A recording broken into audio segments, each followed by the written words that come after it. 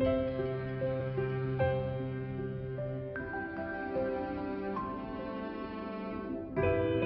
was adopted when I was 3 months. I was took by CPS, me and my brothers and sisters, and we was bounced around from the home of the innocents, foster care and things of that sort.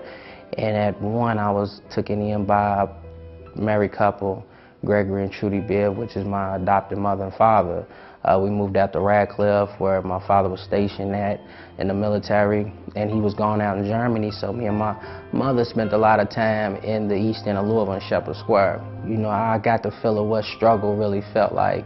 My mother, she ended up getting wrapped up in a real bad drug addiction, and that, you know, the horrors of addiction fell back and, you know, affected me tremendously. And up until the point where I was 13, 14, I found myself hustling at at my mama's spot. You know, we had a lot of traffic coming in and out of the house, and that pretty much started my career in the streets.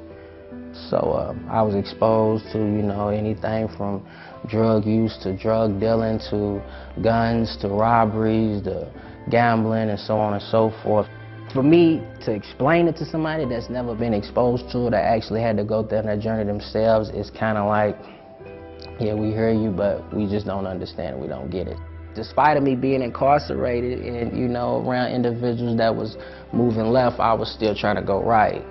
So I'm not surprised that I'm here. I don't want to continue to be in the concrete jungle. I want to just start all over again.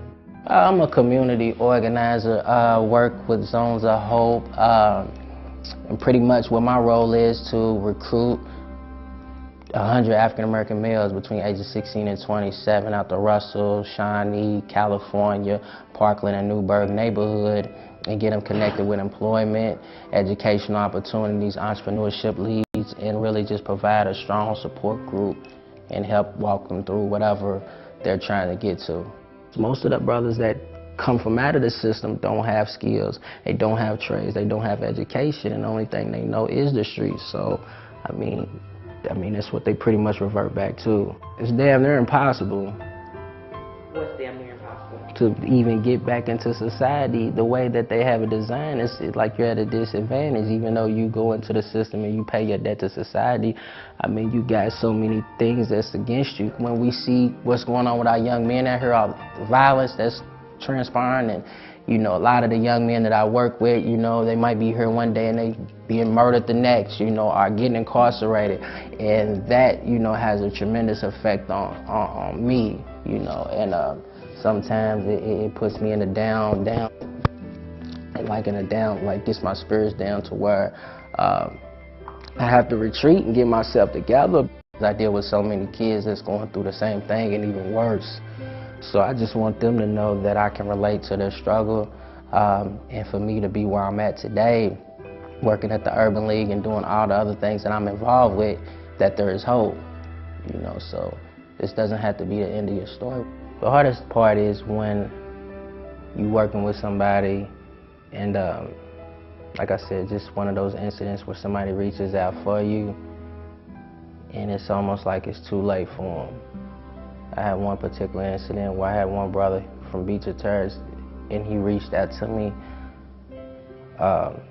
He was like, man, I want you to just work with me. I'm tired of the streets. I'm trying to, you know, get off trying to shake my drug addiction and, you know, trying to get my life together. And I told him I was going to assist and help him with it. And like a week later, he got killed. And it was just like the most devastating thing, because we just had the conversation and it was like, I wasn't able to help him in time. So, you know, when you lose people along the journey, it's like, that is like the most difficult thing to deal with.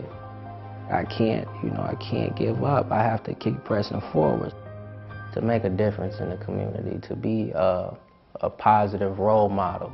Changing to like your situation, your circumstances, as in trying to get to a goal. Nah, it doesn't happen overnight. Nothing happens like it. It takes a lot of time. It takes hard work, dedication, and you have to exert principles. You have to exert patience. You have to exert time you have to exert forgiveness. You have to forgive yourself for not rising up to the expectations all the time. You have to exert self-discipline, self-restraint.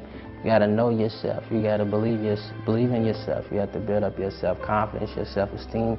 You got to tell that person in the mirror that you love them every day before you get off to do what you do, because before you can love anybody, you got to love yourself.